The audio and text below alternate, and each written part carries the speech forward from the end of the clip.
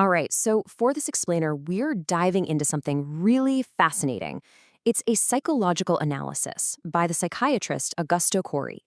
Now, what he does is he puts the religious lens completely to the side to look at Jesus of Nazareth purely as a master psychologist. And you could argue the greatest educator history has ever known. So Curie kicks things off with his really bold claim, and it basically frames his entire argument. He says that our modern education, with all its technology and advancements, is actually failing at its most basic job.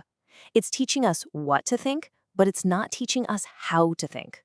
We're getting really good at repeating information, but not so good at creating it. And look, this isn't just some problem for academics to debate. Curry draws a direct line from this crisis in education to the explosion of anxiety, depression, and all the mental health struggles we see everywhere today. You know, if you don't train people to be thinkers, you're basically leaving them without the tools to manage their own minds. Okay, so if our current system is broken, where do we even start to look for a better one? Well, Curie suggests we go back and study the methods of a master educator who actually succeeded where we've failed. So let's take a look at his profile. First up, Kirky calls him the master of sensitivity. And this wasn't about just cramming facts into people's heads. No, it was about teaching them how to navigate the chaotic, turbulent waters of their own inner worlds. He taught them how to deal with pain, how to manage their emotions, and how to find real deep meaning in their lives. And that right there is the foundation of mental resilience. Next, he was the master of life. The core of his teaching was that our time here is super short, but it's also incredibly beautiful. He managed to reframe every single moment, every win, and maybe more importantly, every failure, not as some final judgment, but as this precious, once-in-a-lifetime chance to grow. I mean, what a powerful way to look at things, right? It just cuts right through that feeling of regret or being stuck. And finally, Curry points to him as the master of love. But, and this is key, not love as some passive, mushy feeling. He taught love as the ultimate psychological tool.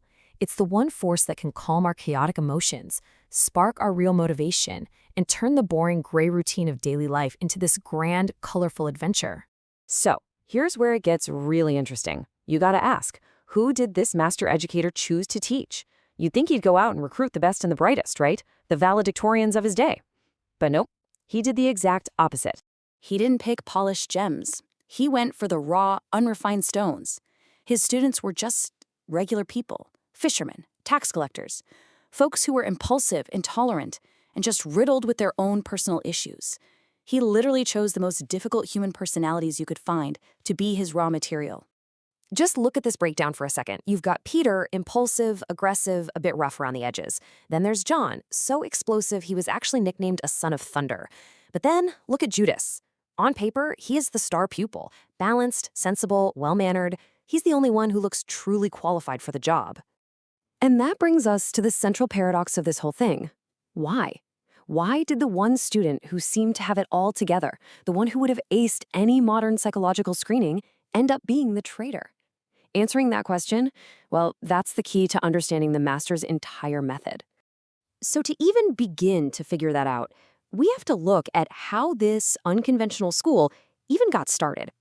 It didn't begin with a boring lecture or a syllabus. It all began with an invitation that was just as shocking as it was impossible to resist. I mean, try to imagine the lives of these fishermen. Their destiny was basically set in stone. Their fathers were fishermen, so were their grandfathers. Every single day was just the same endless cycle. Cast the nets, pull them in, hope for a good catch. Their world, their dreams, everything was limited by that shoreline. And then, out of nowhere, a stranger walks up and says this: "Come after me, and I will make you fishers of men." In one single sentence, he completely shatters their reality. He's not just offering them a new job, he's offering them a whole new identity, a purpose that's, well, it's cosmic. He's telling them their lives can be about so much more than just surviving. And just think about the insane risk they took. They literally dropped everything. They abandoned the only job they ever knew, their only source of income, their families, any bit of security they had. And for what? To follow a guy with no money, no powerful friends, and no clear plan, all for this vague promise of becoming fishers of men. It was a complete and total leap into the unknown. But that shocking call to action, that was just the beginning. The real work, the Master's true project was so much more ambitious. It was nothing less than the complete transformation of their personalities, from the inside out. So here's the absolute core of Curie's theory on how this happened. He calls it re-editing the film of the unconscious. Now, the big idea is that you can't just erase your past traumas or your negative programming, but what you can do is consciously record new, more powerful, positive experiences right over them. It's like recording over an old videotape. You're effectively rewriting the emotional script that controls your automatic reactions. And this breaks down that process beautifully. First, you use everyday life as your classroom. Every event is a lesson.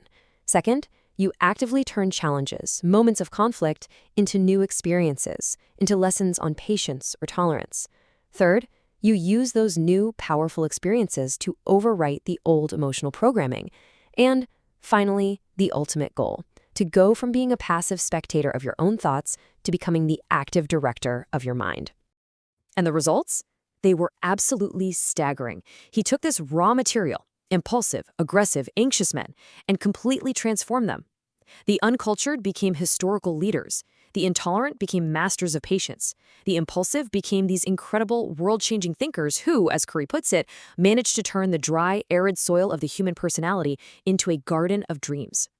So we'll end with this thought. Curry's analysis isn't really about a historical figure. It's a case study in the absolute upper limits of human potential. Because if this process can work on them, on the most difficult personalities you can imagine, it really forces us to ask a powerful question about the deep, untapped capacity for change that might just be lying dormant, waiting to be unlocked inside every single one of us.